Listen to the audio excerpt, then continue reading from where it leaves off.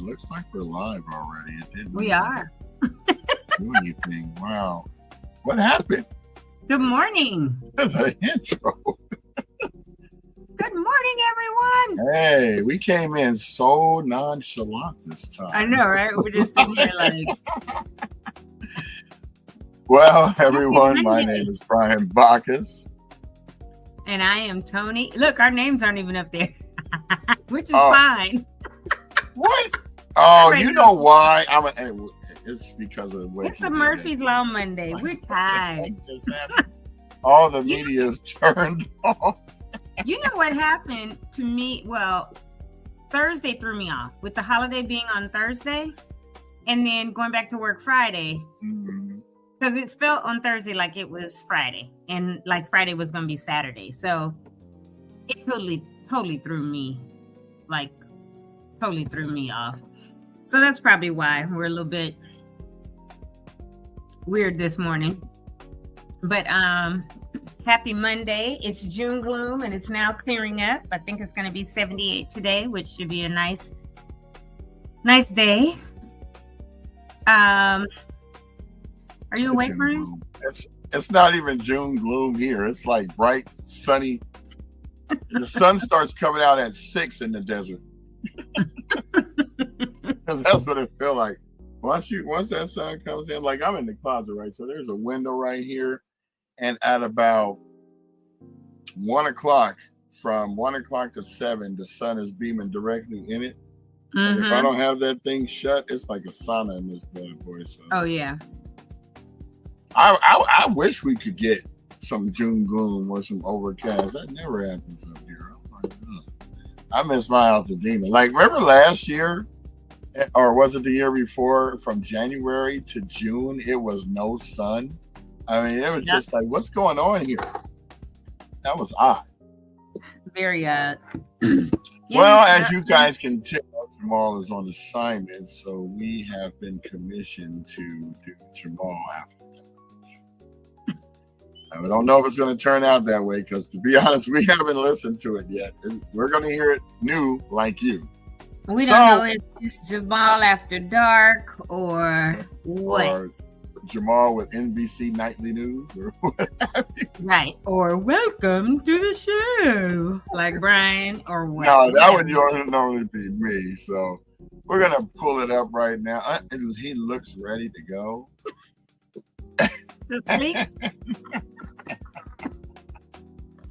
And every time he does this, we have to clown because it's funny to us. Because that first time we were thrown off and we didn't know that he was actually going to be doing it that way. So you guys are going to be in it for a shock like us too. So without further ado, Jamal is going to do the announcement. So as soon as I can 11 minutes. Part, I'm going to say the wrong thing. I don't want to do the welcome to the show thing. Trying to slap me through the thing. Hold on, here we go.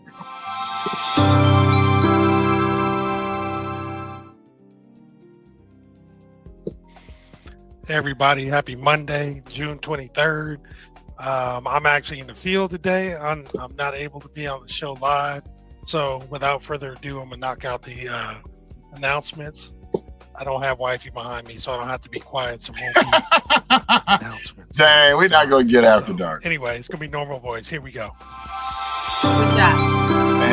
I forgot he does it too.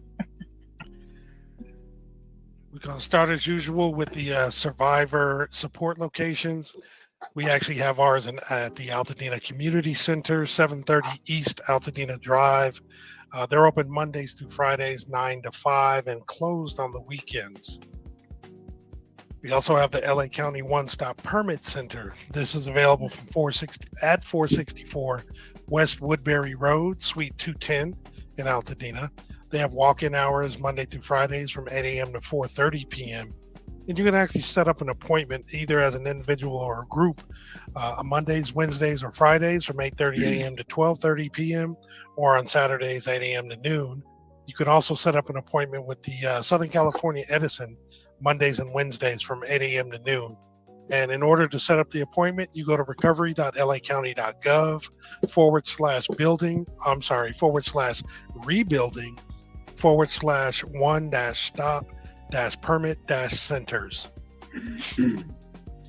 Next, again, we have the June 30th deadline for those who opted out of the debris removal by the Army Corps of Engineers or didn't do anything at all. You have until the 30th to completely remove your debris from your property, or it might be deemed a public nuisance or declared a public nuisance. And if so, the county may go ahead and take care of getting that debris removed and giving you the bill. And if for some reason you don't pay for that, they may put a lien on your property. So go ahead and avoid all those issues and just take care of getting the debris removed by the 30th. Next, we have the Cal Assist Mortgage Fund. This is for displaced families who, were displaced because of the California disaster. You can get up to 3 months of mortgage payments, up to a maximum of $20,000. And the funds never have to be repaid, and it's free to apply. And the monies go directly to the mortgage servicer if you actually qualify. Now, to be eligible, you have to have the primary residence destroyed or deemed uninhabitable due to the qualified disaster that would have happened either between the 1st of January 2023 through the 8th of January 2025. So everyone qualify under the Eaton fire if you're affected by that. You must own and occupy the home up to 4 units on the property, and you must meet the income limits. To get that information about the income limits and all the other guidelines, go to calassistmortgagefund.org, and you can apply there for free. There's a link that says apply online, and that's what you would click to move forward on that process. Just a reminder, the Altadena Community Meeting will be this afternoon, Monday, from 4 p.m. to 5 p.m. It is going to be hosted by Supervisor Catherine Barger, and you can go to the YouTube page to watch it at youtube.com/@County of Los Angeles Newsroom. Also, there is the lunch at the library. It's free lunch, available Mondays through Fridays, June 9th through the 15th of August, from 11:30 a.m. to 1:30 p.m. This is located at the Jefferson and Villa Park branches, and the healthy meals are going to be available for children's ages 0 through 18, and no registration is required. So this is a great place to get some food if you need it for your kids. There's free medical and mental health clinic. This is every Monday and Wednesday from 12 to 5 p.m. located at 1280 East Washington Boulevard. Walk-ins or come by to schedule your appointment. The Eaton Health Village, which is where this is located, they're partnering with the LA County Department of Mental Health and several other community organizations to provide free medical and mental health care. Services include medical consultations, medical refills, and mental health services and case management. Dental and vision care are available monthly. So for questions, if you have them, you can call 951-595-7032. Come join Project Hope on Tuesday, June 24th from 6 to 7:30 p.m. on Zoom for a workshop that will explore how trauma and chronic stress affect both helpers and survivors. Utilizing self-assessment tools, learn how to recognize early signs of overwhelm. So you get to understand the mind-body impact of crisis. It's a virtual workshop with, as I indicated before, Project Hope. So you can scan the QR code to go ahead and register for that. And then we out here. We out here. For B. So we out here is there at Fair Oaks Burger every Wednesday from 12 to 3 p.m. You do have to have proof of your residency, and they're going to have a bunch of different stuff. For those who haven't been there, they have items such as fresh fruit and veggies, hot food and snacks, shelf-stable foods, hygiene products, legal advice, and much, much more. This is located at 2560 North Fair Oaks Avenue in Altadena. And if you're looking to donate, sponsor, or partner, please contact Miss Juicy Little at gmail.com.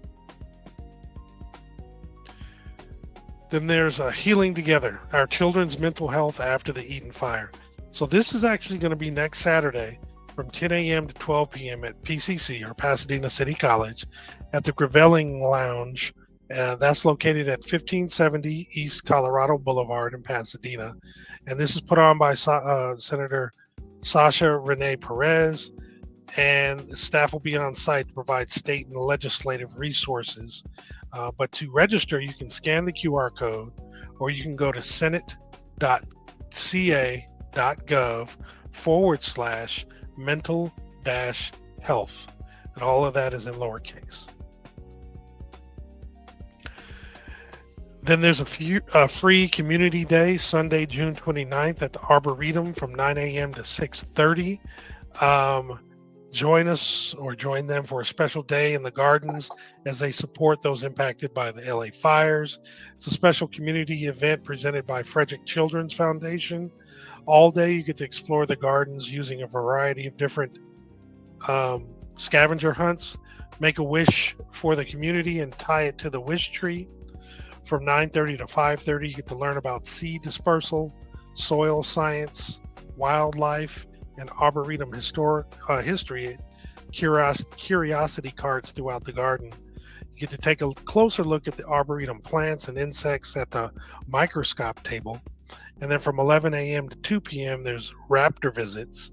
And while supplies lasts, you get to take home a free packet of poppy seeds to help support California's pollinator population. So if you want to participate in this, you can just scan the QR code at the bottom, and this should actually be a pretty good event. I'm pretty sure tickets are going to go quickly, or the time slots are going to go quickly. So jump on that as soon as you can. Then there is a Resilience Rebuilding Resource Guide virtual workshop also on Saturday. Well, this is Saturday, June 28th from 10 a.m. to 12 p.m. via Zoom. Join LA County for a workshop on the Resilience Rebuild Resource Guide for communities in unincorporated LA County recovering from the Eaton and Palisades wildfires. The workshop will include an overview of the resource guide and the information and resources for planning, designing, and constructing a high-performance building more resilient to fire risks. So register now at the QR code, or you can go to lacounty.pw/rebuild-resources. And lastly, there's the E.STEAM Summer Camp. That's environment, science, technology, engineering, art, and math. There's two locations. One is at Loma Alta Park, which began last Monday, and will go through the 8th of August. And the most recent one that starts tomorrow, or today rather, June 23rd through August 15th, located at Arcadia Park, 405 South Santa Anita Avenue. And this is the LA County Department of Parks and Recs is offering the E.STEAM program throughout LA County. The camp connects children to the outdoors, encourages them to explore early career paths, builds self-confidence, and inspires them to take action to improve their natural environment. Please go ahead and join or scan the QR code to register if you're interested, or you can go to altadenatalks.org/eSteam 2025. And with that,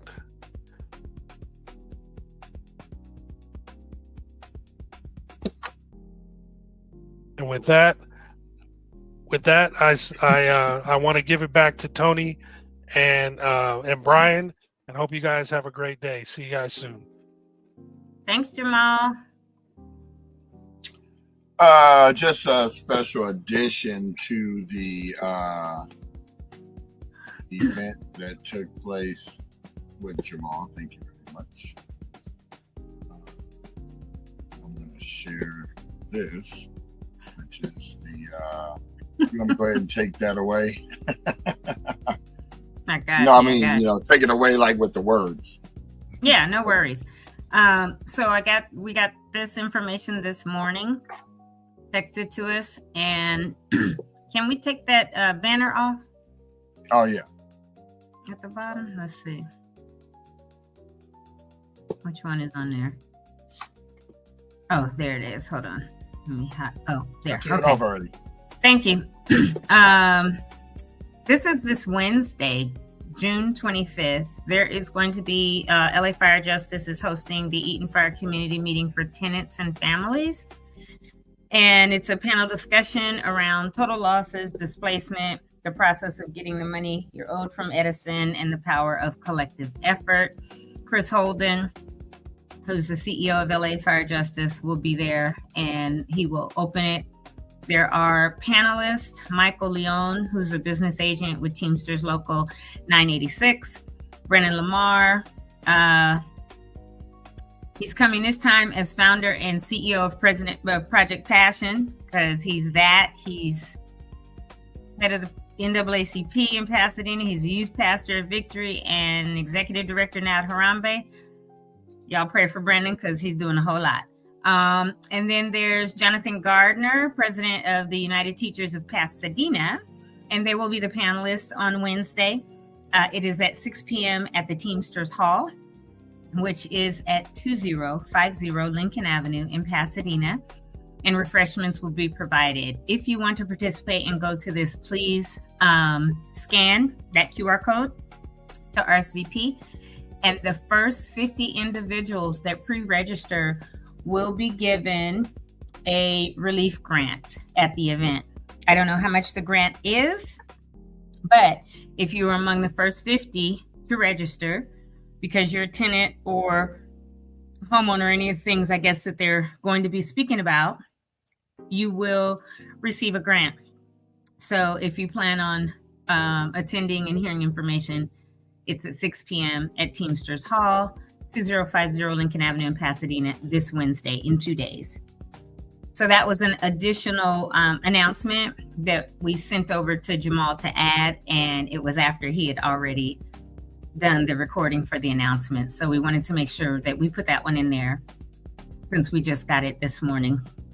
So anyone who... Okay, so I'm at the QR code and it has 4 sections. It says, please select which events you plan to attend.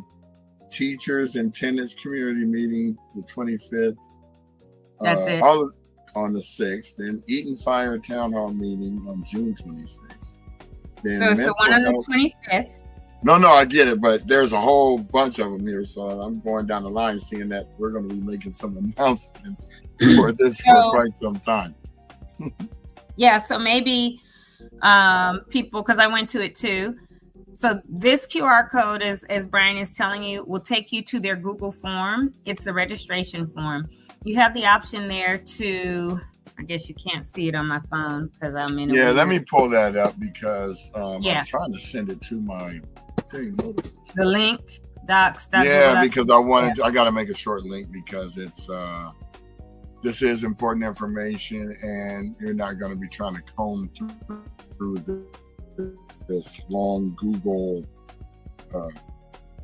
So I sent it to the whatchamacallit, the WhatsApp. Oh, did you? Yeah. Okay, good. And you can make a short link from there. So he'll pull it up, you guys, and what you can see, community, I don't mean to say you guys, community, is that you all is that there will be a when you go to the QR code, apparently LA Fire Justice is having 4 events coming up. And so on this, you can RSVP for all 4 or just this one. But if you RSVP for all 4, then the first one on there will be this one on Wednesday, the 25th. The second one listed underneath has Eaton Fire Town Hall meeting, June 26th at 6 p.m., which is Thursday. There's a Mental Health Monday, July 7th at 6 p.m. And then there's a weekly coffee chat. It says Thursdays at 10 a.m. So I'm assuming if you click on all of them, you will probably get emails that come out to you that remind you or something like that. And also, if you click where did you hear about us, if you were just hearing about this today on the podcast, please put Altadena Talks podcast so that they know. Because you do have to put your phone number, your email, name, first name, last name, and phone number. So I'm making a short link for it called LA Fire Justice Events with an S. So that this way, you can see, I hate when I have to have two. Hey, Marcus, good morning. Thank you for a great, positive, productive week. Wishing all of you the same. And there you go, altadenatalks.org/LA Fire Justice Events. So that you can register for all 4 items or just the one and come back the next week and register for the next one. It's up to you. Operators are standing by. Yeah, so that's it. And hopefully that's some information that you all can utilize as part of your recovery. Again, it is there. Scroll back up, Brian, please. It is the Eden to the top. Meeting. Yeah. So people can just see exactly what it is if they just chimed in. And you can go to that link and register if you plan on attending that or any other of their 4 events that are coming up. Perfect. So Chris Holden is their CEO. We saw him on Friday. So I think did we talk about it Friday? We saw him on Thursday. Yeah. We talked about it a little bit on Friday. He was there at the Altadena Historical Society's event that we went to, the Juneteenth event at Lamont Park. Were you ever able to bring that up and show any clips of that? We showed no, because that Friday event, the Thursday holiday and the Friday event threw off my whole week. I know, right? Because I thought that Thursday it was Friday, and then that Friday event I thought it was a Saturday. So that's how it felt. I was like I lost the day. Yeah, exactly. Because then it was the real weekend, and it's like, wait, it felt like, so yeah, that was kind of weird. Anyway, right, I think that's going to happen again next week when the week after that for 4th of July, because 4th of July is on a Friday. So that means everyone's going to have Thursday off and Friday. Well, some companies. A lot of people don't have Thursday off. Yeah, that's what I'm saying. Some companies, other companies will make you come to work on Thursday. Yeah, because tech companies be like, take the whole week. That's summer break. And we'd be like, okay, good. And you're off for the whole week and it's paid time off. But yeah, because I love summer and winter break working in tech, because it's usually 4th of July week we're off. And then from like the 23rd or 22nd of December, depending on what day it falls on, until after New Year's, and come back to work then. So it's a nice winter break and summer break over, those holiday weeks or whatever. I guess our first real event is probably going to be August, because Jamal's, you going somewhere, I'm going somewhere. Jamal's probably going to be doing some things. And his daughters. Yeah, daughters. That's what I said, with his daughters. They both. Whew, boy, I remember when both my kids, they were 3 years apart. They did everything. They did baseball, they did football, they did tennis. What else they did? My son did basketball, my daughter did not. But yeah, it was busy. Jeez. You be putting on some. And it's mostly just you sitting around waiting for them to do stuff. Especially track season. I remember when my youngest was in track, and he went to Monrovia High, but he has their record for the 400. They got a state record in the 4x1. They got that's obviously still there because it was only 10 years ago. But but he was a triple athlete. He played basketball, football, and track. And so I lived at the school. across the street, almost cat a corner, right? But and could walk. But I lived at the school because he was constantly doing something, and all those sports overlap. Track, football, basketball, they all overlap. And I was constantly at award ceremonies or team mom here, there, whatever. And I'm so glad, like, my 4, they're all have done their thing, and I'm not, like, you know, involved in that anymore. God bless the parents that are. But track season, you're gotta meet, right? You gotta be up and out the house 6:30, 7 o'clock. All day, because the first events are starting, you know, and depending on where it was, Cerritos was always the furthest, but we, you know, San Gabriel Valley, we might be at the Cougar Invitationals at Citrus College or whatever. But you're there, like, I think we got there like 7 in the morning till 10. Sometimes 11, the whole weekend, because it's a Saturday and Sunday. Not sometimes, always. If your school was a good team, you're there both days. And starting at 7 in the morning, leave it, you know, the track, because the 400's the last one, and that might be 10 o'clock at night. And depending on how many heats there are, and then you're going to do the first heat to get to whoever's in the finals. Oh, and I would take changes of clothes and have them in the car. And then I would cook breakfast stuff. I'd make sandwiches, and I'd have coolers, right? And so some stuff would stay in the car till it was lunchtime and go switch it out. And I'd make, all the kids would be like, Mama Raines, what'd you bring today? Because they knew I was going to cook. I had all the fruit, right? I cut up strawberries and pineapples and just everything. And then I would make like hot breakfast. I'd get up and make cinnamon rolls or shrimp and grits, or like I was cooking, right? Because I was like, I'm not going to be out here all day just hungry and going to buy stuff. Yeah, hangry, and going to buy stuff that they were cooking. If it was fried, it was all in the same grease. So I would literally like make all this food and have it. And then sometimes I'd leave to go get something for dinner food or, you know, whatever. But those meets, the A was on Saturday and the B was on Sunday. And you're there like 7 to 10, 11 or 12 at night. And yeah, it was great that he was good in all his sports, but I was exhausted sports mama. And then the girls did like baseball and tennis, and it was, yeah, everybody was always in something. But I'm thankful because they weren't in the streets or doing something they weren't supposed to. They were, you know, extra activities, but it would make them, you know, great people. So, you know, I sent you guys a thing on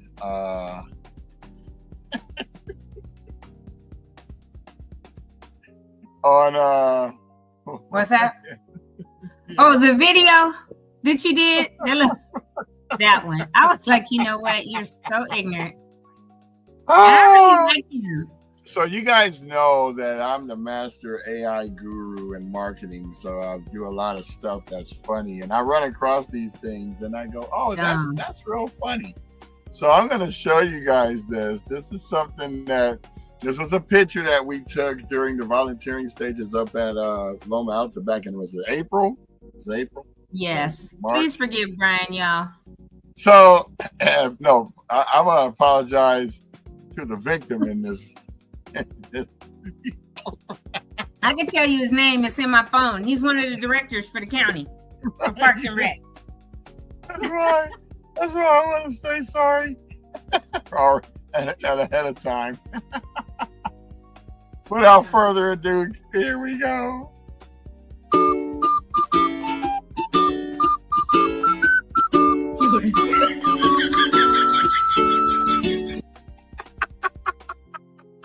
Mind you, only he got chased. Right, that was the whole point. That was I know. One person. Well, you're supposed to be standing still. The lion won't mess with you, but if you run, he's going to come to get you.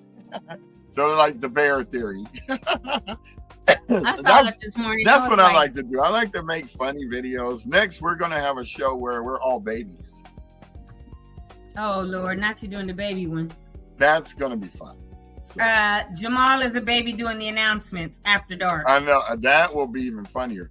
Now, he's lucky I didn't have enough time to do that yesterday, because if I had to went to that Oh, you'd I have had done to it. go to the event, I would have done it. And it would have been funny because it would have been the same voice and mannerisms. So it would have been easy because there's not too much movement, you know. And he was only on there with like 20 seconds, 25 seconds. Yep. So yeah. Well, we don't really have much for you all today. Tony, if you have any last words, you have the floor. I don't. I was just getting ready to say, so you guys, this is a short show because we don't have much. We just had the announcements and then wanted to get that information out about the Eaton Fire Community Meeting with LA Fire. Oh yeah, we did have that. We did go to an event last Friday, Dina Collab, I believe it is. And it was very interesting. And to me, it seemed like the people that were there wanted to be there and wanted to actually get some things done. I have a task for the group that I have to put out, and that's a list of all of the grant tours in Pasadena. And what our group discussed is that we're going to divvy up those lists and call these people, not apply to anything, just call them to find out how they can participate in different things, because foundations aren't always giving money. Sometimes they'll give like in kind or something like that. So we might be able to get a location to use on a regular basis or something like that. So that was majority of the discussion, as well as a centralized area or what do you call that? Google Drive location where people can register that don't know anything, don't know what's going on. Because that's what I found out Friday. There's a lot of people just don't know where to go. And that's why we have this show, so that you can start here. And if you don't, if you know seniors or others that have not had a chance to find out where resources are, this is why we're here, so that we can provide you with information for out there. And if you have anything to add to that, go ahead. That was just my take. My group. Remember, they divided us up in groups. I already know. It just bewilders me that we're 5+ months out and people still don't have any information. And I don't get it, because I go look for it all the time. So do you. So does Jamal. That's what Facebook is for. Oh, I don't do Facebook. That's what Instagram's for. Oh, I don't do Instagram. Well, you just lost everything. Maybe you should start an account and start looking for stuff, because we don't know where you are. Next door, I have to say, next door, we don't put stuff in there. And I'm going to say this every day until I'm blue or purple. Where's the self-accountability? I have really realized how many people want others to think for them, do the work for them and everything. And they don't want to take any accountability that it's on them to go and find the information. Granted, there are some seniors that aren't tech savvy. Granted, there are some disabled people. Outside of them, or even still, I have 2 elderly parents. I'm gonna make sure I get the information for them, right? And say, go here, go there, whatever. So people that have never had any children and don't have any friends, that's a different story as well. But the others, I don't understand. Maybe this is the way my brain functions, how people don't know information. And we are June 23rd. And this fire happened the 7th and 8th of January. Yeah, 5 months ago. We're 6 months in almost. And people still seem to want others to get everything for them or do everything for them. And even at my table, I had to say, I don't understand how all these people blame everyone and want no self-accountability. Granted, we know about Edison, right? Leaving that tower up that should have been taken down in 1971. But then I was like, I don't understand why they're going to the state demanding $200 million from the state to rebuild the houses, because it's not the state's responsibility.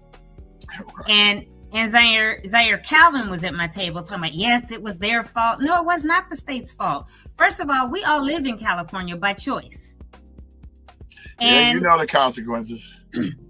And we know we have earthquakes and fires, just like people in Texas and other places, Florida, they know they got hurricane season. They know they got tornado season, right? California, we have earthquakes and fire season. And if I don't clear brush from my property, not saying that this is what caused this fire or anything, but we know what we're supposed to do. We also know that we're extremely dry normally. And that this was a wind event that we've never seen, right? And so to blame the state for that, the state doesn't control the wind. To blame the state for something that Edison should have done their part in, to blame the county, I don't understand that. Yes, there were failures. We know that. Yes, my understanding is I just saw a photo last night from somebody who lives on like Lake and Concha on the west side of Lake, but said that he was constantly going out looking. And prior to the fires coming, they could see the orange glow over to the east, but they weren't right there on the hills. But the fact is, I guess there were a ton of firefighters and sheriffs and all that staged in the lower parking lot of Farnsworth Park. And then next thing she knows, or they know, they're having to evacuate and go down the hill, and all those rescue or personnel are gone. Well, I understand we would like them to try to put things out, but the way the winds were, the speeds that the winds were, no helicopters or airplanes could get up to drop water or fast check because it was too dangerous. And if it meant we have to say, if all of us want to live, all of us firefighters, sheriffs, all of that, right? We got to evacuate and get out of here. It's life over property. That's how it should always be, right? And if they made that decision to preserve all the lives of the rescuers or whatever, okay, I wasn't in that decision making. But I wouldn't have wanted any of the firefighters or any of the emergency personnel to perish because they were trying to save all the homes either, right? And so it just, maybe I'm not comprehending something, but I don't understand how we are blaming our state and think that the state needs to give $200 million for people to rebuild their homes. And I'm like, where's the self-accountability of insurance? I get that some people were underinsured because they never thought, oh, I need to update my insurance. I've been in this house 40 years or 20 years or whatever. And I never thought, do I need to update it because codes change and, all kinds of things change. And then I'm hearing stories of people that paid off their house and then said, oh, I don't need the insurance anymore. So I'm confused as to, like, I drive a car every day. I can't decide to take the insurance off when I pay my car in full, knowing that by law I have to have insurance. And if I get in an accident, who's going to pay to get it fixed? And that's exactly what happened to me. Yeah, so I don't understand. I had insurance though. Then the car was paid off just so I could make sure that the lady that did the U-turn against me, even though it was deemed my fault, but it was her fault, my insurance still took care of her thing, and I still didn't have to go to jail or get sued or whatever. But that's what the law is. And just the same with the house. And so what I'm questioning or wondering is it because people think, how regular conventional mortgages have PMI, which is the mortgage insurance. Insurance to cover you under 20%. You don't have 20%. I'm wondering now if people think once the house is paid off and the PMI is done, they no longer have to have a homeowner's insurance. My brain doesn't. Sometimes they haven't been schooled. They haven't been trained. They haven't been taught. But even with the PMI, you still had to have homeowner's insurance. Right, but you would think that the insurance agent would have called you up and let you know that too. So there's two different situations here. I know I would want to keep the client. Like I'm, when you're not acting like anything. You're spitting facts. I just don't understand. And that's what I'm trying to understand. Like, okay, I paid my house off. Now I'm going uninsured. Like, that doesn't make sense. And then a natural disaster. This was a natural disaster. This was no man's fault, right? Right. It was deemed a natural disaster by Biden. Thank God he was still in office at the time, and by our governor. So if it's deemed that, which allows FEMA and some other things to happen, how can we now go and demand that our state give $200 million for people to rebuild their houses? I mean, it's a great gesture, but I don't know how that will fare. I mean, I would like to see it happen because it's unfortunate that this happened. But a lesson should be learned for the younger generation that have taken over these homes, that it's not fun and games. You can't just slide this. Just like how these kids nowadays do not want to drive, and Uber is there and that's all they do. Like, in a case of emergency, look, what if I'm having a heart attack and you need to get me to the hospital? You're gonna wait for the Uber driver to get there? You know, I don't know anybody who doesn't want to drive. All my kids. I know a lot of kids. Motorcycles, all that. Oh, they don't want to. They want you to take them. My son was like that for a minute, and he was before that. Nope. You're gonna learn how to drive, and you're also, whenever I take you somewhere, I'm gonna take you there so you can see how to get there, and I'm gonna take you right back home so you can go get that bike and ride over there, because our parents was not taking us anywhere unless they were going to. They would, but then they would be like, get on the bus, figure it out. Somebody did a mad emoji. I don't know. Lila Lucky. Layla, can you tell us why you did the mad emoji? Because if it's regarding what we're talking about, I would love, when I say I'm serious, I'm not trying to be mean, nasty, or anything. I don't understand. And we would love for you to join our discussion in the chat or whatever, so we know. Where do you see that? Up top. See where the emojis are above Altadena Talks? It's I'm sure for the Facebook. And then on Facebook, there's an angry emoji.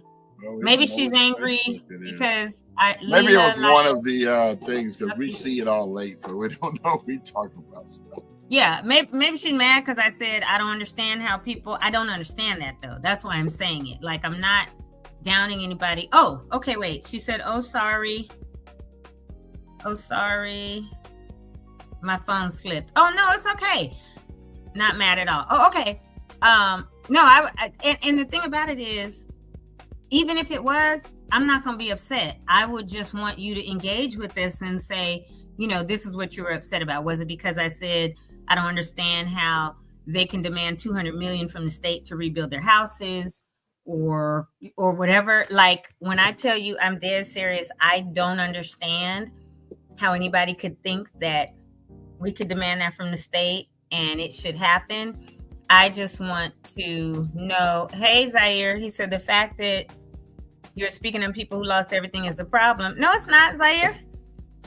And the money is allocated to help Altadena rebuild and includes infrastructure to lobby and actually funds. Things are done. Don't speak on it. I can speak on it. That's why we're on this show, Zaire. And I know you're going everywhere with every politician you can get, next to and all of that. And that's fine. But I am part of somebody that lost everything too. So if you don't like it, sorry about that, bro, but we're going to speak on it, whether you like that or not. So, yeah, I said you were there and we had the discussion because you were at the table that I was at, because we were all number 9s at this event Friday. And this was part of our discussion. I said this then, I don't understand. And I'm trying to get understanding, right? Yes, people had full insurance. There are people that were underinsured, and there were people that had no insurance. I don't understand when it's a natural disaster, when we know that, the not taken down tower is the one that that should have been decommissioned in 71 and taken down. How now, after the fact, we can say the state is responsible to rebuild these houses. We need $200 million. So that's what I don't understand. If somebody can help me to understand that, that would be great. Because even Zaire, and I did say your name because you were at our table, along with Taylor and some other people. If you can explain that, Because even Friday, you said, well, I'm up there lobbying. Yes, you're lobbying, but that doesn't give an explanation as to how people, even a whole town, whether it's just us, Altadena, or whether it's Palisades, whoever, can say to the state, you should give us $200 million to rebuild. That's the part that I don't understand. Where's the self-accountability for some of it, right? For I have to insure my house. So we talked about it Friday. There was no full discussion or full explanation, and I'm saying it again now. If you don't like what I'm saying, I can't help that, right? We are people. Everyone will not agree on the same thing. But I also know you keep telling people you speak for all of Altadena and you don't. So again, this is all for rebuild. We all need the funds. Oh, sorry. You hitting it and I'm hitting it. Sorry about that. The state agrees. That's why. So did the state agree and did they approve the $200 million? Because I haven't seen that yet. Have you, Brian? People who are irresponsible and not having insurance, paying your house What'd you say? off, and you don't have insurance. You talking to me? I couldn't hear you for a second. Can you hear me now? Yeah. You can't hear me? Yes. Okay.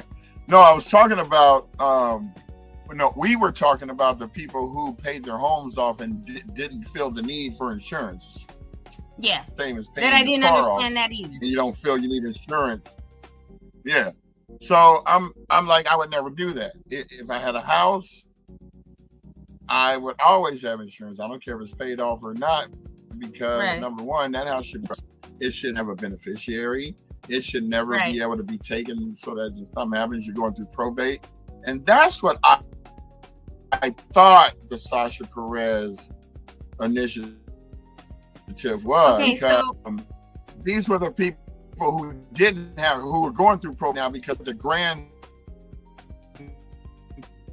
who owned the house, who was in the trust, who they never transferred the property information over to. So that's what I thought this initiative was for. I didn't know it was to rebuild the homes. I thought it was to get them back to the point where they could claim their property and be able to build. Because never did it say that they didn't have insurance.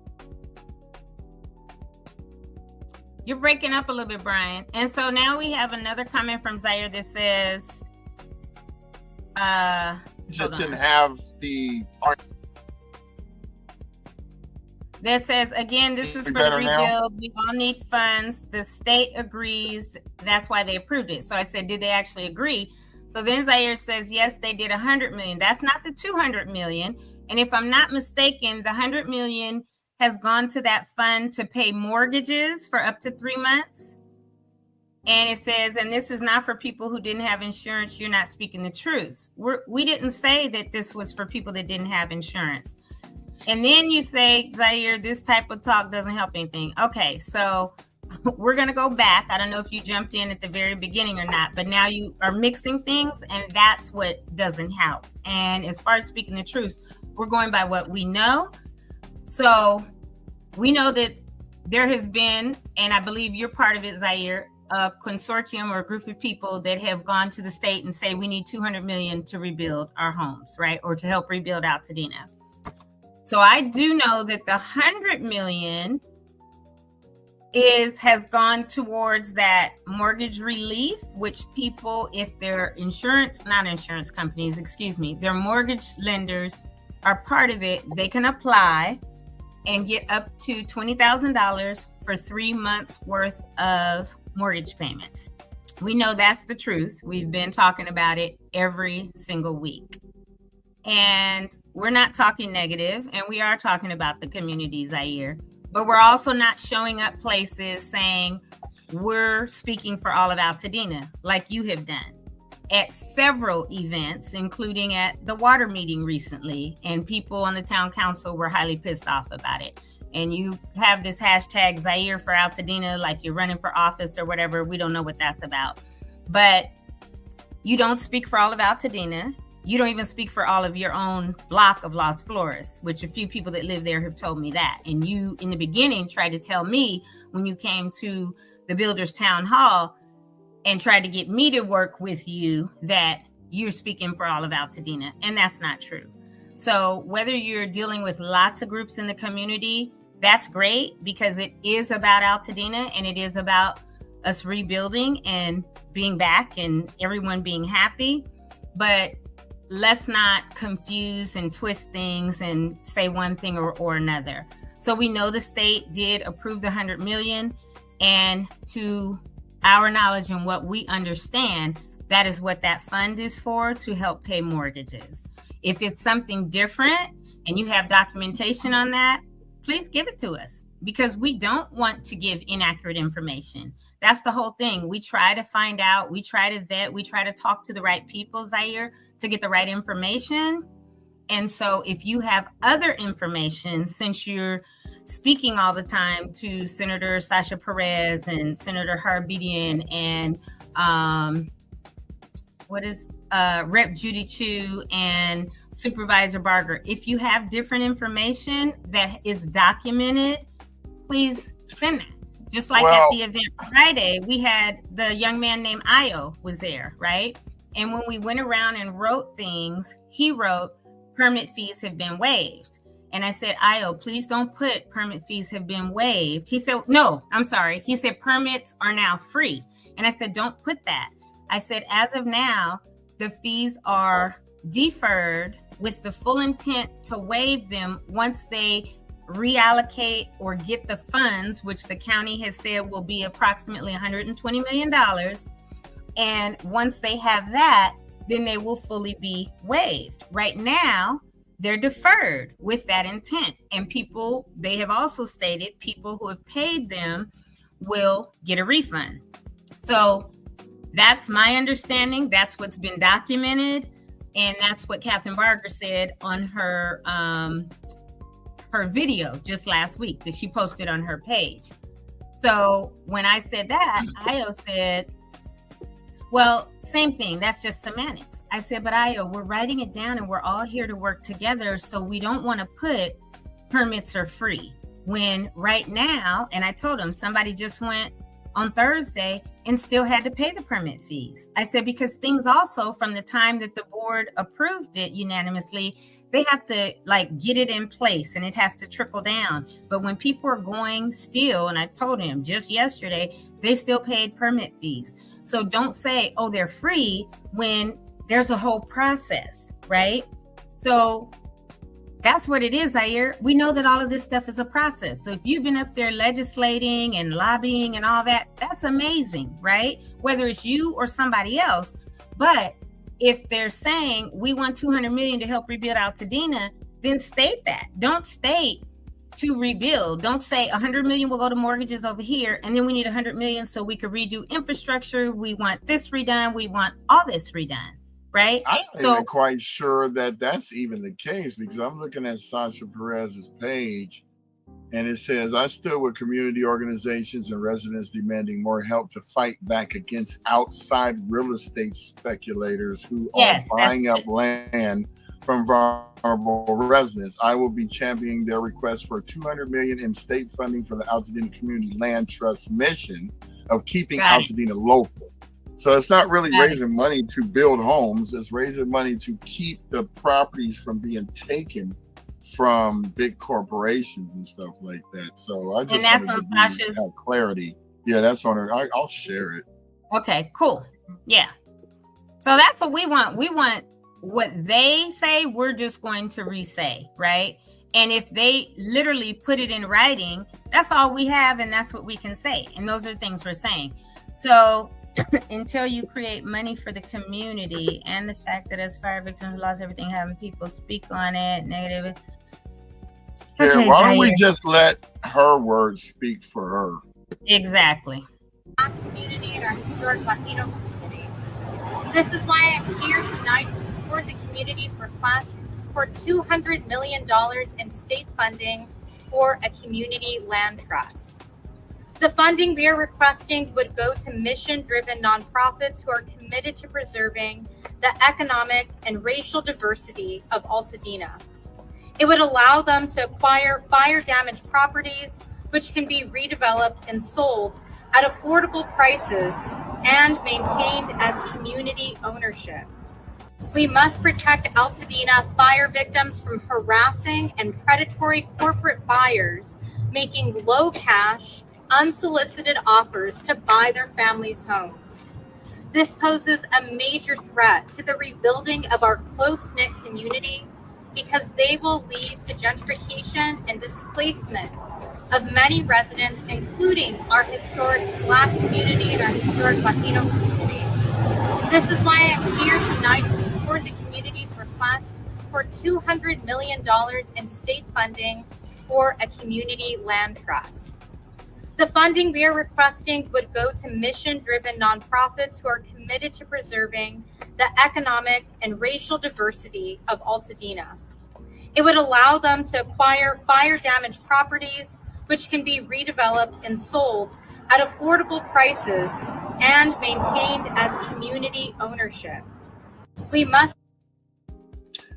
And that's so on our I just IG, want to right? make sure we heard it. Yeah, Senator SRP is her handle. And is that a Senate bill 658 or something like that? Yeah, Senate Bill 658. I was actually going to look. And so I wonder if that 100 million is that was taken out for the mortgage. Is that part of that Senate bill? Well, because if it is, that wouldn't go towards a land trust. That is going directly as mortgage relief for those that qualify based on income, all of that. Yes, I don't see any information on that other than automated external defibrillators. So that might be part of the bill. And then we talked last week about Assembly Bill, what was it, 1253? Yeah, AB 1253 that the assessor came on and talked about because he said that bill didn't go through and it would be good for people to come back together so we can get that brought back up because the permit or the code changes versus the assessor are not going to align. Meaning, you remember when he said it could be 10% or 200 square feet, but that would be fully whatever that new build is, that would be assessed separately from your old assessment because all of that's considered new. And when we said, well, we thought that it was somehow combined, or we were thinking it had to do with the assessments, he said it doesn't have anything to do with the assessments. And so he said that him and, what was it, Assemblyman Schultz out of Burbank, put that bill up and it was not approved. And he let us know there are 58 assessors all throughout California, the different counties. And this would apply to all of them. So that may be a reason that that bill was shot down or not approved. So this bill that Sasha is doing is actually for both Eden and Palisades, according to. So it's not just Altadena. Yeah. So it's, yeah. And that was introduced on February 20th, and it's got a lot of redactions, so it's still going through its process of revision. So it hasn't been fully approved as law or anything like that yet. Yeah, so we gotta wait. This is gonna take a while. It's got to watch Schoolhouse Rock. I'm just a bit. Right, and it's got to go from one committee to the next, and all the changes and all the. You can see a lot of this stuff was taken out, so yep. There's a whole lot of revisions going on. So I don't know when we will know. Post-Disaster for sure. Community Stabilization Act. Yeah, because it's cut, including 16,000 structures, which includes both. Both. Oh, but that's also, it's everybody. Eaton, Hertz, Lydia, Sunset, Woodley, and Hughes fires. Yeah, so that money might not go, all of it might not go to Altadena. Right. I would, if I were anyone, if anyone says anything about bills and stuff, we have the power and the ability to go look them up ourselves so that you can keep yourself abreast of what's going on. I mean, they do have certain sections in there, like if land is lost in speculation, the community is harmed by these fires, risk to lose their unique assets and culture, which only exacerbates an already disproportionate impact on Black families who build generational wealth and create a sanctuary in Altadena being redlined out of other parts of the region. So please, people, read these things. Don't just assume that, don't even believe us. Right, because what she was talking about in the clip that you brought up was that bill, 658. Now Zaire's saying something else, 851 for Altadena and Palisades. So go and look up any of the bills that you want, 658, 851, 1253, which has to do with assessments and all that, and see what's what and read it for yourself because it's right there. All these bills are public knowledge, public accessible. Yeah. And this has been amended twice. First, it was introduced on February 20th, then March 26th, it was amended, then April 10th, it's amended. So it's probably, and I don't even know, is the Senate in session since now it's summer? They are until end of June. You remember when we were there at Lomelta Park on Thursday? Right. No, Friday night when we were at PCC. Darla, who was there, Darla and Spencer are the two that were there on Thursday. But Darla is Senator Sasha Perez is one of her, people in her office, her representatives. And she was saying to me that they go out right around, I think the 4th or whatever for summer break. Because I said, around 4th of July. She said, yeah, for a couple weeks. And then they're back in session, but they're in session now. And so she's not going to be down here a lot because she flies out, I think, on Mondays and goes up while she's there during all the week or whatever. So, it looks like on May 12th, they placed this on suspense file and everybody voted to pass that. So it's been put in. Which one is that? Oh, am I sharing this? This is 658. It's real small on my screen. Yeah. And then the other one, is it? Can you see it now? Yeah, it wasn't you. I had it.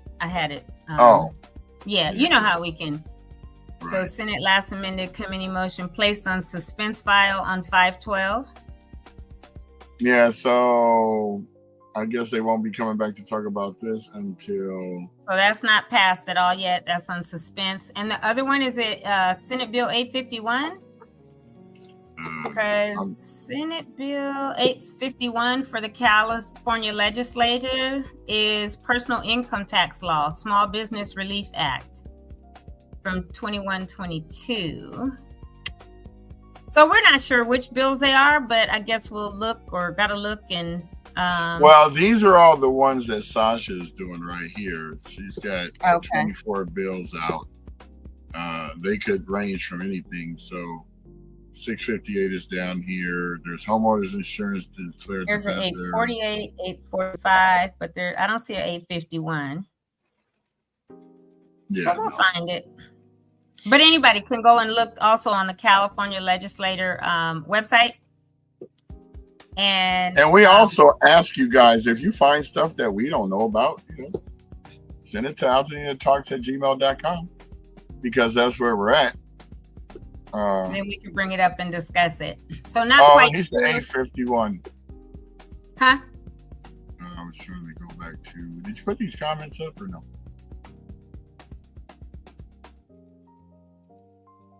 Well, Zaire, this is true, and this is what all of us are doing, God's work, including on this podcast, and nobody is trying to get anything for it. It's about Altadena. It's about the community we all grew up in. It's really about the truth and fact, and that's what we need people to actually know, because this show was created to become a voice for Altadena. I never imagine that it would get to the point that it is now. But I just was wanting to rant about what's going on and vent my frustrations, and then turn it around to tell people about where they could go get stuff. And now we are at the point in this show where people are coming to us to get facts and information, and that's what we're trying to give them. But we also welcome comments, and we're not going to not show your comments, even if it's something that's going to be argumentative with us, because everyone's whole goal is to get to the truth of the matter. It's just because simple we're all confused. Well, it's simple discussion. It's not even argumentative. It's, again, everybody is their own separate individual. I'm not going to agree with you, Brian, a lot, right? Because I have, you don't. Right. Because I have the way I was raised versus the way you were raised, this and that, right? Right. And that's the contrast of why this show works, is because we got rich man, poor man up in this joint. I'm saying, okay, Zaire, tell us. And I'm posting the comments and reading them, right? It ain't about nobody being mad. It ain't about, it's everybody trying to do what everybody can do for the community, period. Mm-hmm. He said, I've supported since the beginning. Now this has gotten more than most. And this show has gotten more than most. I appreciate the show and support it. Yeah, I don't know what that one means, Zaire. Explain that about this show has gotten more than most. Yeah, you have supported the show, and you continue to, and that's great. Because guess what? It's going to take an effort of everybody who's from Altadena, including newer Altadenians, I call them, that have been there 5 years, 10 years, 8 years, 12 years, whatever, to do it, to make sure that it comes back, our town comes back the way it should, right? With the correct infrastructure. And one of the things that I've said, and Zaire, you've probably seen as much as you've watched, people are going to sell their land. We can't get mad at people because we don't know their situations, right? We got to show people grace. And people were mad about Black Lion, but then found out recently Black Lion is, what is his name? Dude. The one Jose that won the lottery. and right. Altadenians, him and his brother grew up in Altadena. He's the one that won the $2.1 billion a few years ago at the Arco on Woodbury and Fair Oaks. And he literally has said, I think they brought to date 15 properties, but people are like, but these LLCs keep buying them. And I said, well, you don't know who these LLCs are. Got an LLC. Brian got an LLC. Anybody that trust me, if I have the money and I want to go buy two lots or something through my LLC and then build on them so that somebody I know from Altadena can buy, or my children who grew up in Altadena can buy, then so be it, right? We don't know, but what happens is people are like, oh, these LLCs are buying, and they post it and it panics people.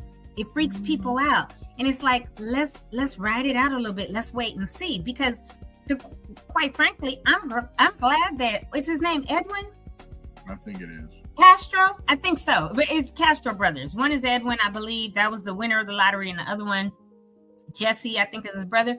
But they're like, we are buying these lots because we want to rebuild Altadena. We want to help rebuild. They know they're not going to buy every single lot. And whether that means more than what they got anyway. Yeah. And whether that means they rebuild and do them affordably, or only give them to, people they know or in their family, sell them to them. None of us know. Nope. None of us know. Can't do anything about that, And can't.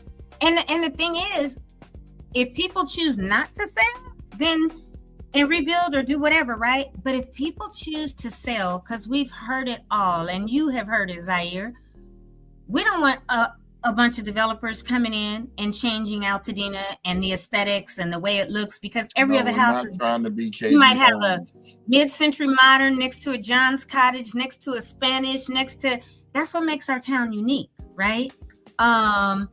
And so nobody wants everybody to come in and change that. But we know that before the fires, there were lots selling.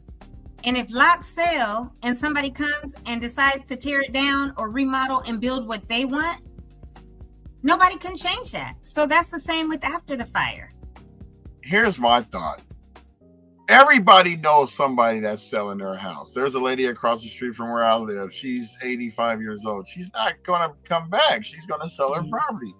Well, if you know she's selling her property and you know 3 people in the neighborhood, you all can get together and buy that property to keep the neighborhood like you want it, then so go ahead and do that. Yep. But a lot of us right now can't afford to do that, because right now you can't buy a parcel with a loan right now, because they know it's going to take them years to build that back. Unless you're going to do a cash offer to get it, it's going to go through a lot of red tape. You know, this is a lot of red tape just to buy a house that actually is there, not just the land part. So, you know, I always tell people, look, if you want to plan on purchasing, get your credit score up, start looking at FHA loans. You know, they can combine the 203K and the 203H loan to help you out. Combine your strengths with and other if people. don't know what those are to build a lot and to buy a home. Those 2 loans that you just and disaster. The 203H is for disaster situations. But this is why we have this show. I mean, we've taken you to, I don't know, 6 town halls. We go to town halls. We give you the summaries on our site. We're doing everything that we can to make it so that we're your one-stop shop for information. Well, and we bring the right people on, because like we say every day, we're not the experts. That's why when it came to the information about the cleanup, we brought the colonel on. When it came to, we need to know the actual facts about this 10%, 200 square feet property taxes, we brought our county assessor, Jeffrey Prang, on. We've got people lined up. We brought builders on so that they can tell you the process. Not only did we bring builders on in February, but then we brought them on in March, and then we brought them on in April, and now it's May, and here comes June. And our last builder we brought on was level 42, and they actually gave more insight, because as you go along this path, things are going to change. You know, and I mean, who knew that we were going to get streamlined permits? Who knew that Barger was going to be able to get the things deferred for 2 years or waived for 2 years?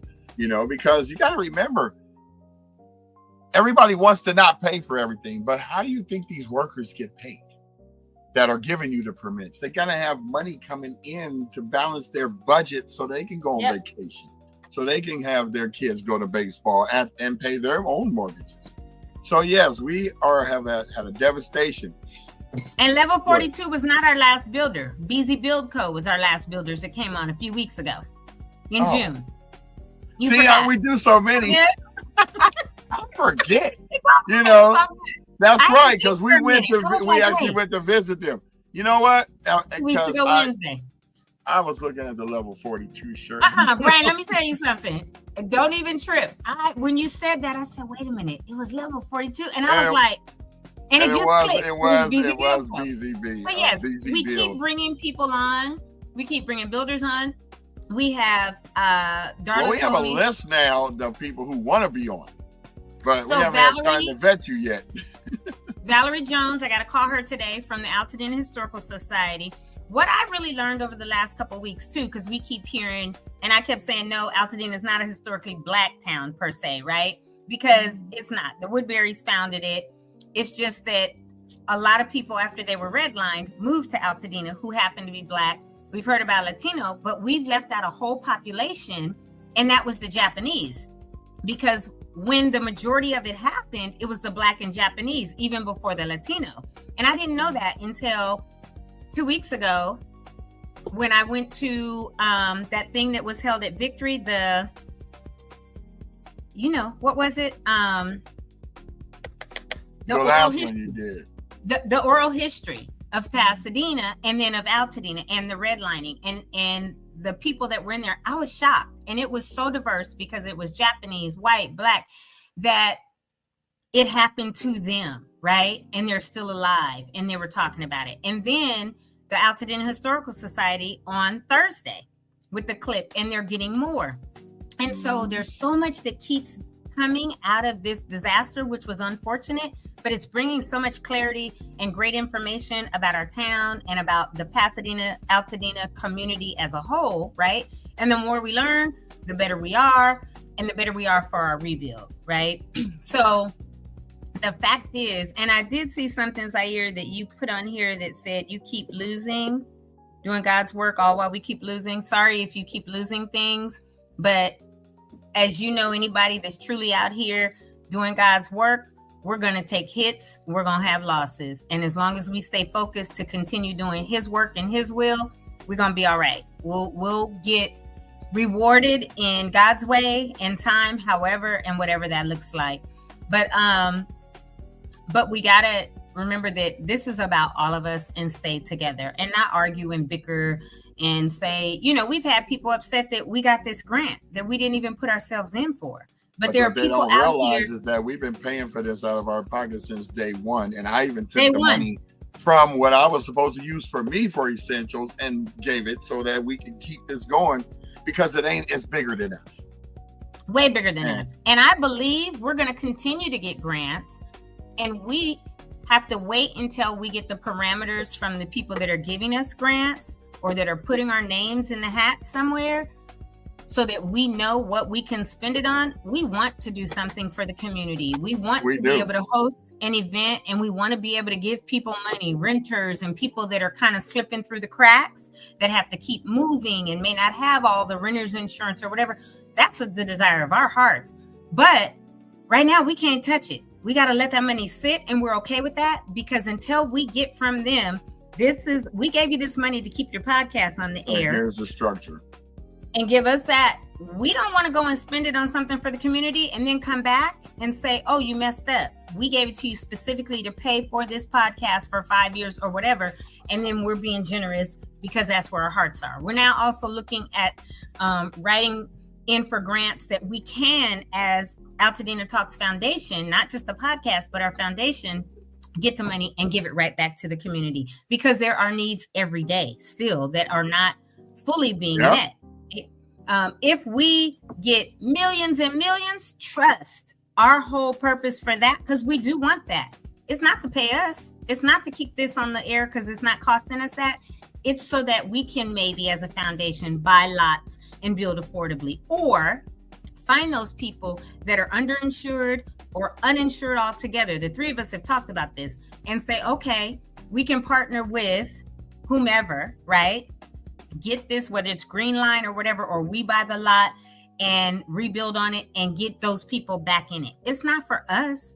It's not for us to be like, oh, we want to buy this lot and make $2 million off of it. No, it is to do just what that, or to be able to say, okay, we got this money that came into the foundation, Green Line Housing, or this other San Gabriel Valley Land Trust, or Legacy Land Project through Victory. This is where we want to put this money, because you're all doing the same thing. We all, our entire Altadena community, wants the best for Altadena and wants our community to come back in the most perfect way we can, with upgraded coding, that we have to follow, to the hardscapes, to whatever, but we want to do it right. And if it means that because we're now a podcast and a foundation, that some of the money comes into us to get it to others, because foundations can give to other foundations, then that's what we're going to do. But we're also going to tackle the tough topics. We're also going to say, yeah, so-and-so was at this meeting, like you were, Zaire. We sat at the same table, and you were saying one thing and I was saying one thing, and we agreed on some things and we didn't see eye to eye on some things. And that's how it's going to be, because we're different individuals, and that's okay. But we got to have dialogue continuously, and we got to keep meeting with all the other groups like we did on Friday, right? So that we can all get this done. I got a call this morning from somebody that was like, hey, we were doing X, Y, and Z through this org, but we just found out that their EIN and their 501c3 aren't linking, don't match up, and they actually don't have a 501. It's something else. So what can we do? Because we already purposed to give this amount away to certain individuals. And so they said, can we maybe do it through you guys, meaning our foundation? Absolutely. It's not going to come to us and go to anybody else. It's going to go to those individuals that they already have those names. The only difference is our EIN and our foundation is synced. It's right. We're good.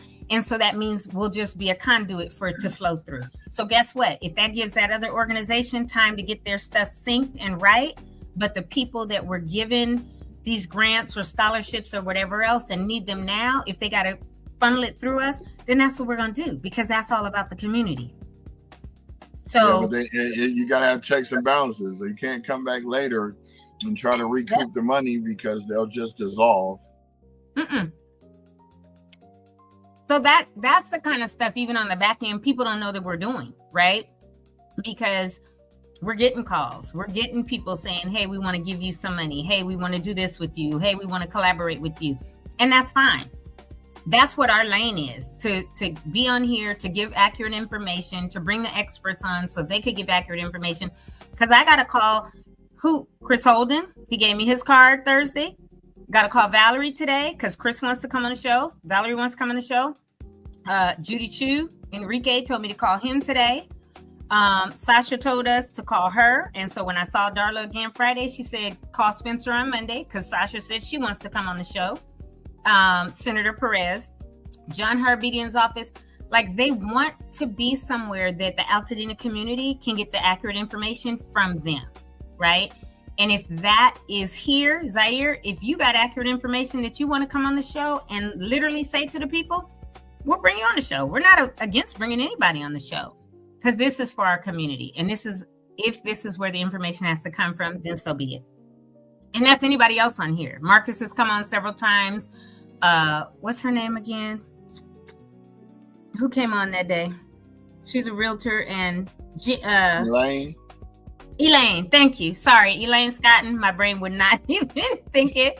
Elaine, come on. Well, as soon as you said realtor, I knew who you were talking about. Oh, we also had the reverse mortgage lady, which was a very important show. We had Lisa on. A lot of people did not know what was going on with that. And, we just want to bring you people that, you can actually benefit from. And they're the experts. We're not. Because we could talk about it. We could look something up and read it. But that doesn't mean we have the full knowledge, because we're in that field doing it every day. We have people like financial planners that do trust and all of that want to come on, that we're looking at getting people on. So yeah, if anybody has suggestions, and we say this a lot, tell us. If you want to come on and discuss something, please reach out and let us know, because that's what this is for. And especially if you're an expert or you have detailed information. I am going to keep trying to look up this other bill too. It might not be written by her if it's not on that list. Or it may not even be ready to be shown. So they haven't done it. Yeah, that's what I said. I'm going to keep looking it up, because he said it was Senate. I think he said, not Assembly. Let me scroll back up. I think he said 851. Oh, did that come and get deleted? It's not there anymore. I don't see it anymore. Well, we'll look it up. We'll try to get the information that Zaire was talking about. And see, what's what. And read that text, or at least have a link so people can read that text. Is that one right there? Oh, you did find it. Yeah. He said the bill I got passed protects 851 is for Altadena and Palisades. So I'm not sure what bill that is. The bill that I got passed protects. Not sure what that is. I wonder if it's simply the only one I saw was the 658, which involves Palisades and Altadena, and that one has so many. Oh, here it is. It's Assembly bill, not Senate bill. Oh. I just put up AB 851 instead. It says real property transactions, County of Los Angeles wildfires, unsolicited offers. So it looks like it protects people from unsolicited offers, and that bill has a lot of prohibit a buyer from making an unsolicited offer to purchase any 1 to 4 family residential property. I'm gonna try to scroll down. Yeah, it doesn't. So here, vote 2 to 3, no. Appropriation, no. Fiscal committee, yes. Local program, yes. So not sure that that's passed yet either.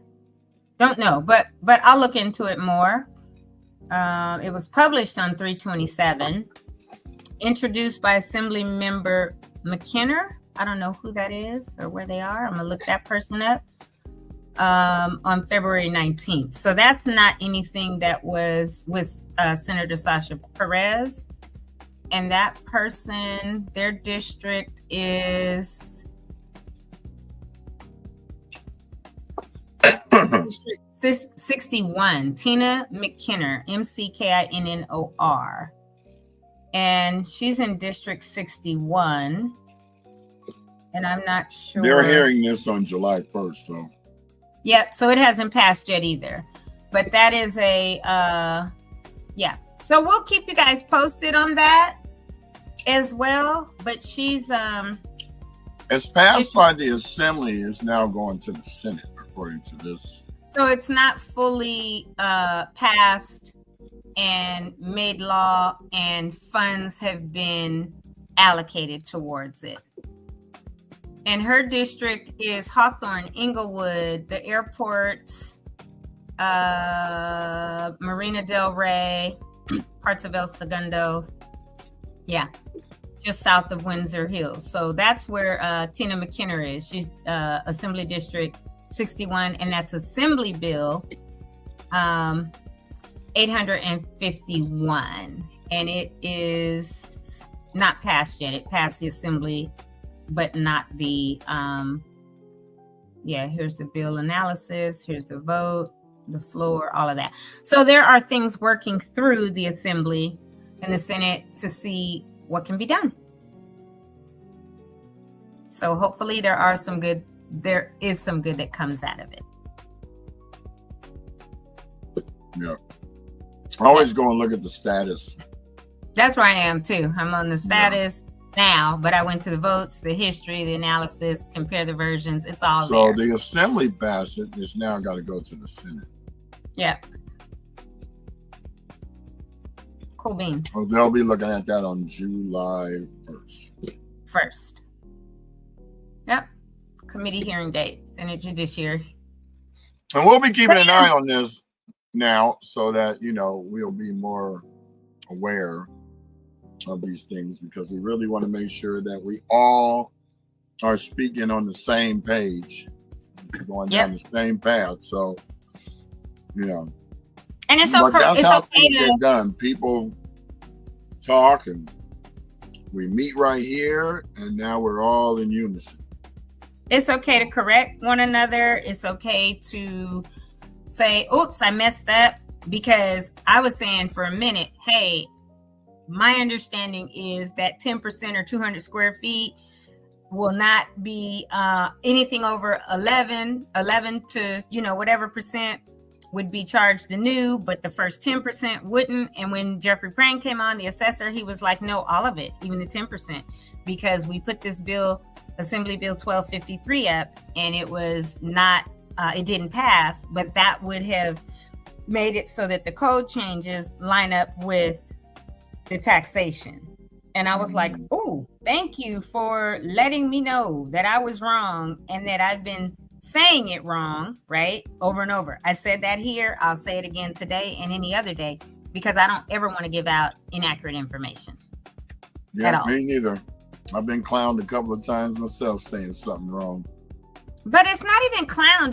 It's again, there's so much that is changing, or so much that we don't know. And if you read something and you understand it a certain way, because on the county website, and he said, yeah, the county says it, but that's strictly for permitting. And I was like, oh, okay, thank you.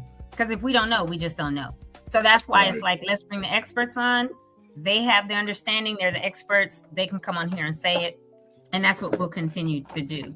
So, and if, you know, again, somebody gets upset with us, so sorry. We're just going to try to always bring on the right people and get the accurate information and go from there.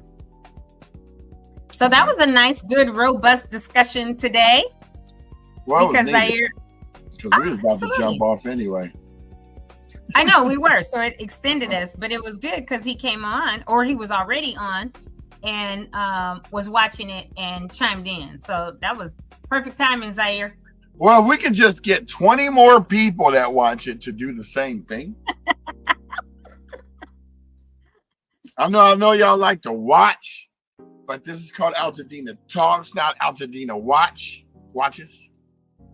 So please jump on the comments if you look like you're an interesting character, because Zaire, you're gonna have to come on here. You know, we're gonna have to get you to open up and tell what you know, because that's the whole point of this. Altadena people don't want to go against each other. We want to be in unison.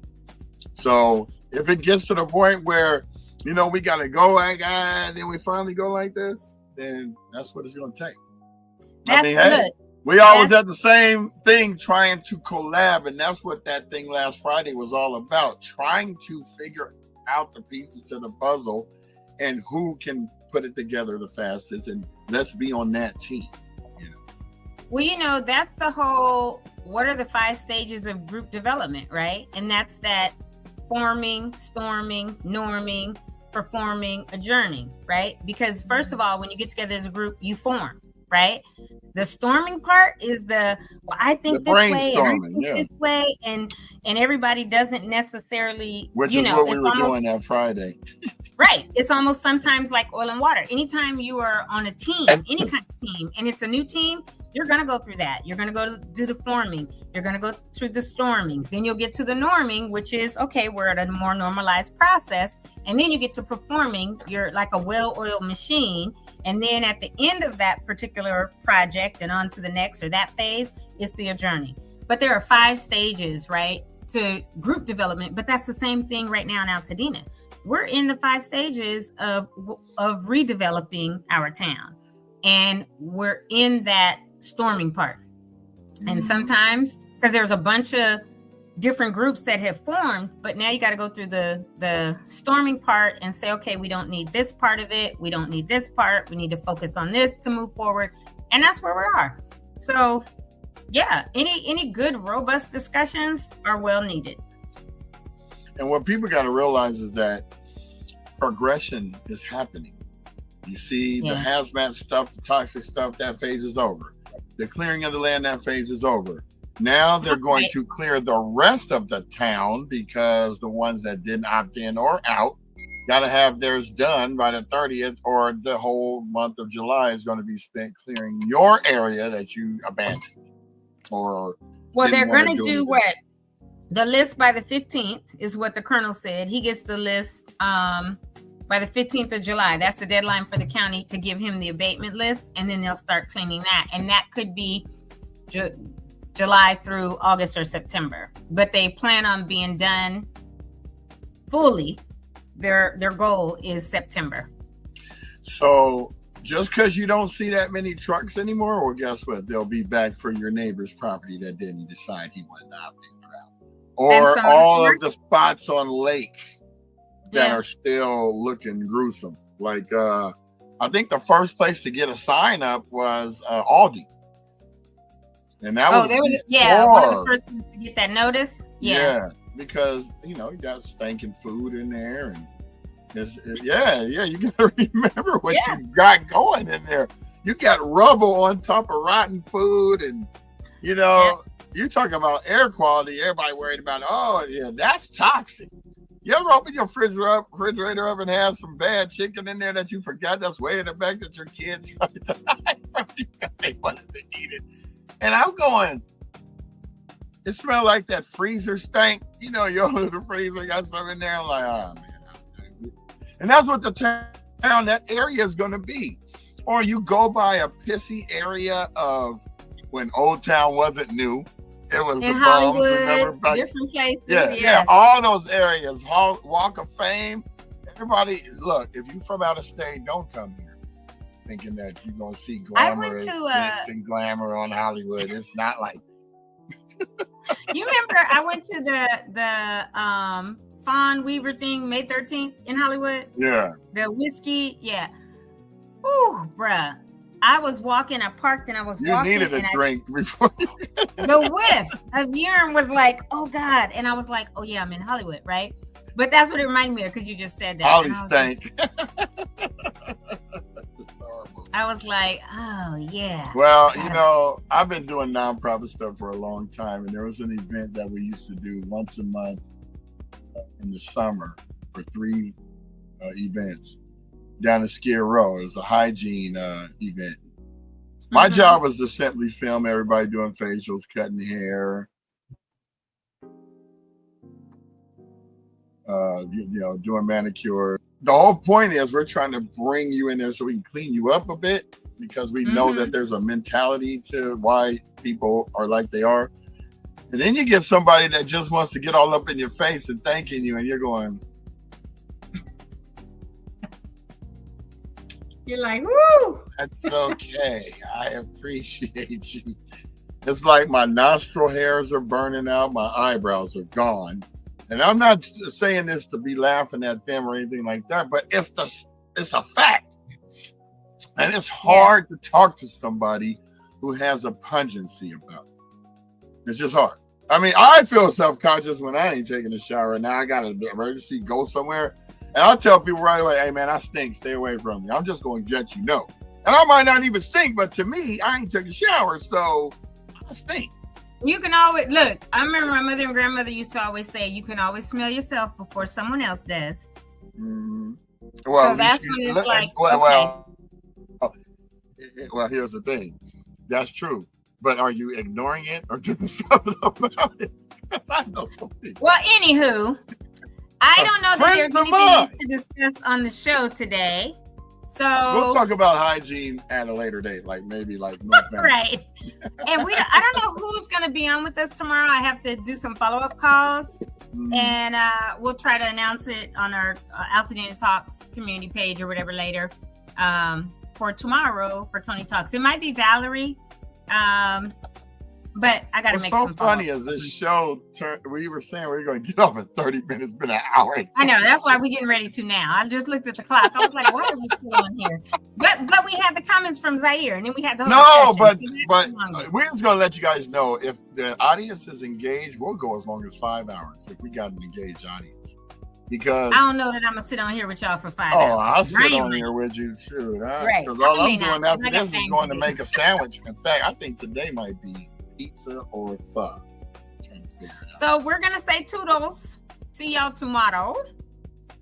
Have a good rest of your day. Hope y'all enjoyed the discussion today. We will find out about those bills, a little bit more information. We'll follow them because we know one is suspended and one is going to Senate Judiciary on the 1st.